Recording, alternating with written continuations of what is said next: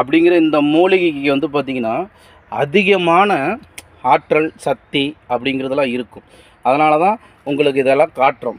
இது வந்து பார்த்திங்கன்னா ஒரு அடர்ந்த மலை பாருங்கள், சுற்றியும் பாறைகள்லாம் இருக்குது, ஃபுல்லாக மலை. இந்த மலையில் இந்த மரம் வந்து பார்த்திங்கன்னா ரொம்ப ஒரு குறைஞ்சது ஒரு 500 வருஷமாச்சும் இருக்கும். இந்த மரம் பார்த்திங்கன்னா பெரிய மரங்கய்யா, ஒரு 500 வருஷமாச்சும் இந்த மரம் இருக்கும். இது வந்து இந்த மூலிகை அப்படிங்கிறது பார்த்திங்கன்னா எல்லா வசி மூலிகைக்கும் இது வந்து ஆண் பெண் ராஜவசியம் தொழில் வசியம் அப்படிங்கிற எல்லாத்துக்குமே இந்த மூலிகை ஒன்று மட்டும் நம்ம கையில் இருந்தால் போதும். ஒவ்வொரு மரத்துலேயும் வரும்.